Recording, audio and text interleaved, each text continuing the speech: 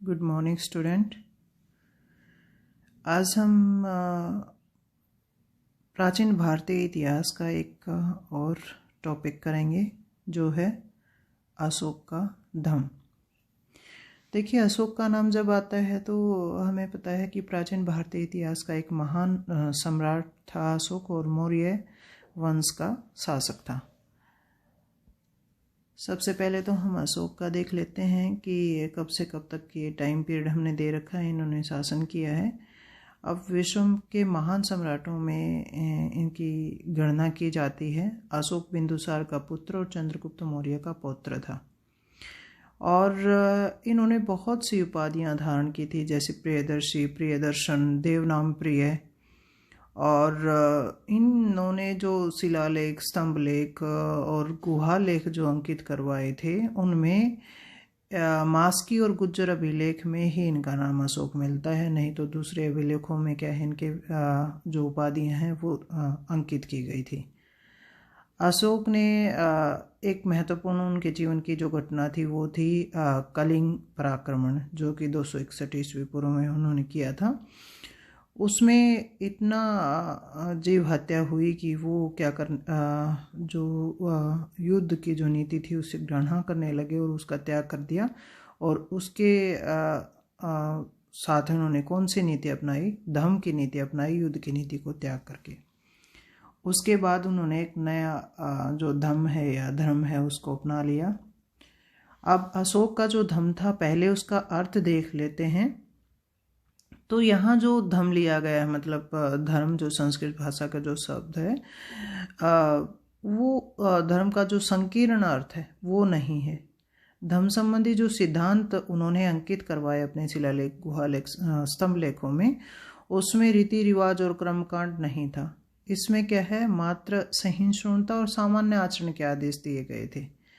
मतलब क्या है कि अच्छी नागरिकता के कर्तव्यों का प्रचार उसमें किया गया था।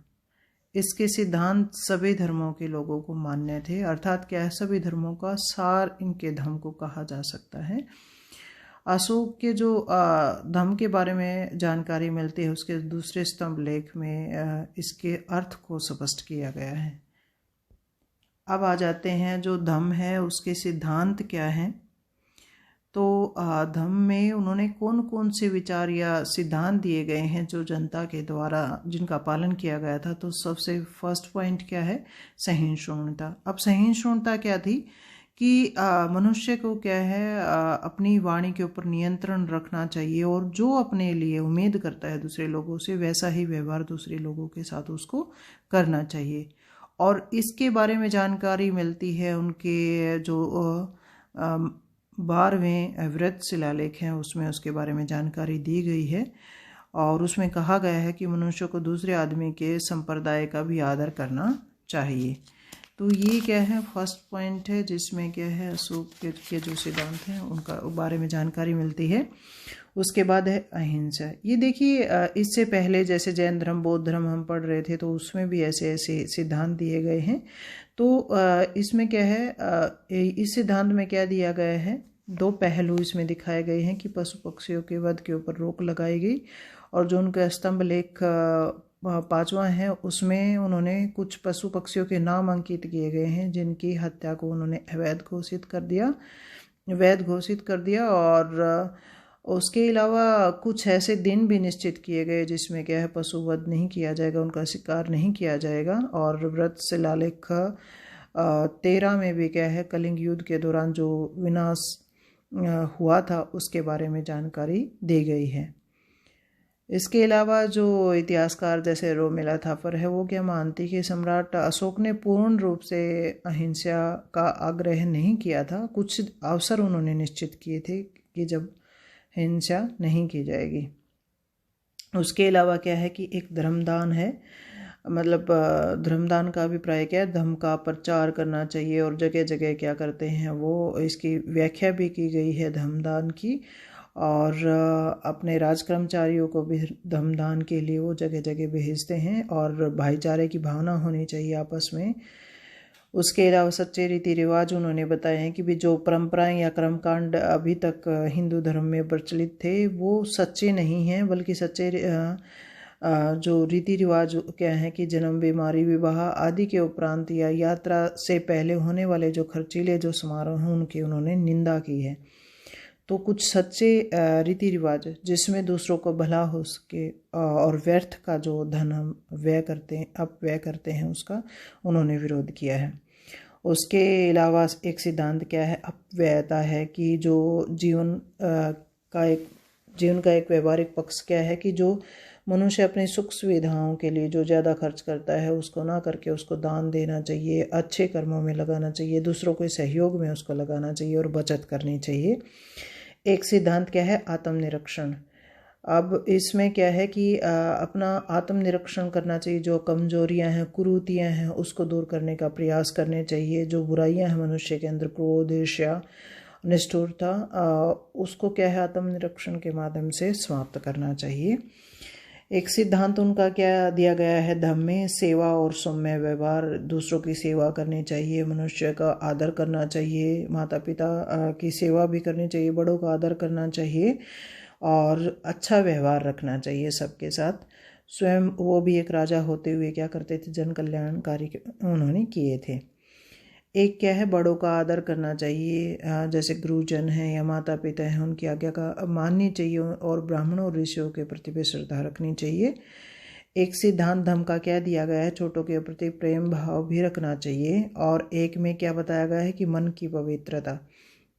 अशोक ने धम्म की जो नीति बताई है उसके अंतर्गत क्या है कि मन या विचारों में क्या है पवित्रता होनी चाहिए और इसके माध्यम से क्या है बुरी जो भावनाएं हैं उसको त्याग करके पवित्र मार्ग अपनाना चाहिए। एक सिद्धांत क्या है, सत्य बोलना। मतलब इसमें क्या बताया गया है, जो स्तंभ लेख उनके जैसे स्तंभ लेख दूसरा है और 7वां है, उसमें सत्य के सिद्धांत का वर्णन किया गया है। इसमें मनुष्य को झूठ से घृणा करने और सत्य बोलने का आग्रह किया गया है। तो उन्होंने जो अपना धम्म जो अपनाया उसमें उन्होंने विभिन्न प्रकार के सिद्धांत दिए और स्तंभ लेखों और शिलालेखों पर उसको अंकित करवाया और जनता ने उनका पालन किया। तो ये सारे के सारे सिद्धांत उनके धर्म से संबंधित थे। अब बात आती है कि उन्होंने धर्म का जो धम्म उन्होंने जो नया अपनाया, एक सिद्धांत जो अपनाया, उसका प्रचार उन्होंने कैसे किया। तो उन्होंने स्वयं अपने जीवन से पद्धति में भी उसको अपनाया और इसके लिए उन्होंने कौन कौन से प्रसार के साधन अपनाए अभिलेखों के द्वारा। अभिलेखों में क्या है, बहुत से ऐसे अभिलेख उनके थे जिनके ऊपर उन्होंने धम्म की जो नीतियां हैं, जो सिद्धांत है उसको अंकित करवाया और जनता के समक्ष उनको लिखवाया। और एक क्या किया, धम्म महामात्रों की उन्होंने नियुक्ति की। मतलब कुछ कर्मचारी उन्होंने नियुक्त कर दिए, विशेष कर्मचारी जो क्या करते थे इसके प्रसार के लिए या जनता के बीच रह करके उन जो सिद्धांत है उनका पालन करवाते थे और जनता की भलाई के लिए वो कार्य करते थे। इसके अलावा क्या किया उन्होंने, एक राज कर्मचारियों को आदेश उन्होंने दे रखे थे कि भी क्या है वो जनता के समक्ष रहेंगे, उनके नैतिक उत्थान के लिए कार्य करेंगे। अशोक ने क्या किया, राजू को प्रादेशिकों और युक्तों को आदेश दिया था कि वे प्रति 5 वर्ष के बाद क्या है हर राज्य में यात्रा करेंगे और जनसाधारण में धम्म के उपदेशों का प्रचार करेंगे।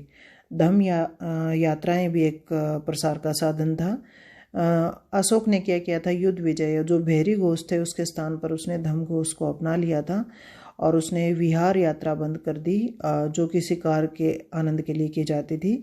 अब उसने क्या किया, धम्म यात्राओं पर जाना शुरू कर दिया और खुद भी जा कर के जनता के समक्ष जा कर के वो देखता था कि कैसे सारी चीज़ें सही से चल रही है या नहीं चल रही है और धम्म प्रचार के उपायों का भी निरीक्षण वो स्वयं करता था।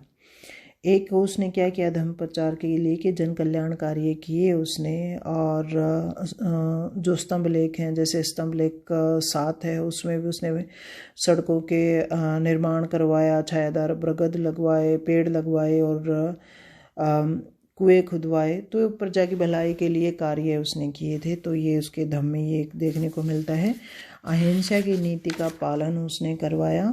एक प्रसार का ये भी साधन है कि उसने विहार जो यात्राएं थी या शिकार जो किया जाता था उसको उसने बंद करवा दिया। कुछ दिन उसने निश्चित कर दिए कि जब पशुवध नहीं किया जाएगा और बंदियों को सजा में भी उसने छूट दी थी।